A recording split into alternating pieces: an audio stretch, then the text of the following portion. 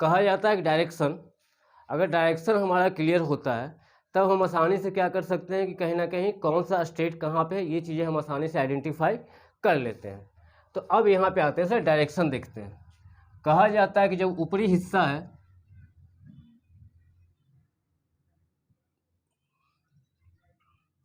इसको क्या कहते हैं सर, उत्तर। सबसे निचले हिस्से को क्या कहा जाता है, दक्षिण। दाएं तरफ को क्या कहा जाता है, पूरब। अब बाएं तरफ को क्या कहा जाता है, पश्चिम। मतलब यहाँ डायरेक्शन नॉर्मली देख लें, यहाँ सबसे ऊपरी हिस्सा को क्या कहा जाएगा, नॉर्थ, इसको साउथ, इसको ईस्ट, इसको वेस्ट। ये 4 डायरेक्शन आप देखते होंगे सर मैप में सबसे ऊपर देखने को मिलता है। अब यहाँ पे आते हैं, अब यहाँ पे बीच का जो डायरेक्शन होता है कि पूरब और दक्षिण के बीच के एरिया को कैसे आइडेंटिफाई करते हैं, तब उसको हम क्या करते हैं सर, दक्षिण पूरब के रूप में ले लेते हैं। मतलब इस एरिया को क्या कहा जाएगा सर, साउथ ईस्ट। उसी तरह हम क्या करते हैं सर, उत्तर और पूरब के डायरेक्शन को ले लेते हैं, उसको क्या कहा जाता है हिंदी में, पूर्वोत्तर। उसके लिए हम क्या लिखते हैं, नॉर्थ ईस्ट। अब उसी तरह हम क्या करते हैं सर, कहीं ना कहीं पश्चिम और दक्षिण की दिशा को ले लेते हैं, तब उसको क्या कहा जाता है, साउथ वेस्ट। उसी तरह नॉर्थ और वेस्ट के डायरेक्शन को ले लेते हैं, तब इसको क्या लिखा जाता है, नॉर्थ वेस्ट।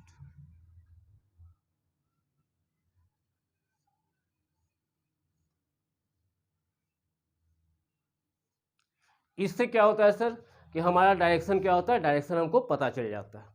अब यहाँ पे लग रहा हो कि डायरेक्शन का इस्तेमाल क्या है, तो आइए उस पर भी बात कर लेते हैं। अगर हमको मैप बनाना हो सर, तब हम क्या करते हैं, देख लीजिए।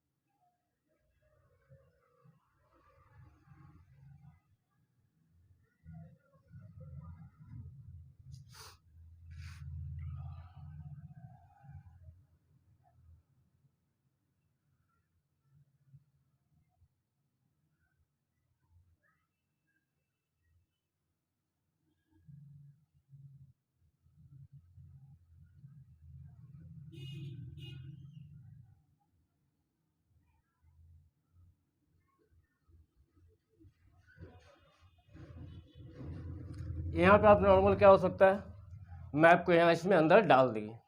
अब मैप में डाल दिए सर, तब हमको यहाँ से क्लियर क्या हो जाएगा, अगर हमको देखा जाए कि दक्षिण में कौन सा स्टेट है, तब आप क्या कह दीजिएगा कि भाई तमिलनाडु है। अगर उत्तर में पूछा जाए क्या कहिएगा कि जम्मू है। अगर इधर बोला जाए तब क्या कीजिएगा, बंगाल का एरिया है। इधर अगर आप देखते हैं तब आप क्या कीजिए कि इसको कहिएगा, अगर ये एरिया है तो राजस्थान का, ये एरिया है तो गुजरात का। तो कहीं ना कहीं सर इस तरह से हमको डायरेक्शन समझने में आसानी होता है। अगर डायरेक्शन क्लियर हो जाएगा सर, तब कहीं ना कहीं मैप भी हमको समझने में उतनी आसानी होती है। अब इसी से अगर हम देख लिए, तो अगर हमको कुछ पूछेगा कि दक्षिण पूर्व में क्या है, तो हम नॉर्मली बोल सकते हैं कि अच्छा कलकत्ता के आसपास है। अगर इसको पूछ दिया जाए कि दक्षिण पश्चिम में क्या है, तो आप क्या कहिएगा, गुजरात है। इधर आप पूछ दीजिएगा कि नॉर्थ वेस्ट में क्या है, तब आप कहिएगा कि कश्मीर के सामने इधर मतलब हरियाणा का एरिया पड़ेगा, चंडीगढ़ का एरिया पड़ेगा। पूर्वोत्तर में चले जाइए तो ये असम का एरिया शायद पूर्वोत्तर में पड़ेगा सर। इस तरह से कहीं ना कहीं हम सारे डायरेक्शन को आइडेंटिफाई कर लेते हैं सर। अब नेक्स्ट वीडियो में आते हैं सर, नेक्स्ट वीडियो देखेंगे, उसमें रहेगा सर कि केंद्र शासित प्रदेश कहाँ पे है और कितने केंद्र शासित प्रदेश हैं। एक बार रिकॉल कर लीजिए सर, सबसे ऊपरी हिस्सा उत्तर, सबसे निचली हिस्सा दक्षिण, दाएं साइड पूरब, बाएं साइड पश्चिम। पूरब और दक्षिण के इलाकों को क्या कहा जाता है, दक्षिण पूरब कहा जाता है। उत्तर और पूरब के बीच के एरिया को क्या कहा जाता है, पूर्वोत्तर कहा जाता है। उत्तर और पश्चिम के बीच के एरिया को क्या कहा जाता है? पश्चिमोत्तर कहा जाता है। उसी तरह पश्चिम और दक्षिण के बीच के एरिया को क्या कहा जाता है? दक्षिण पश्चिम कहा जाता है। ये एक्चुअल में क्या होता है सर कि सारा 360 डिग्री का एक सर्किल बनता है।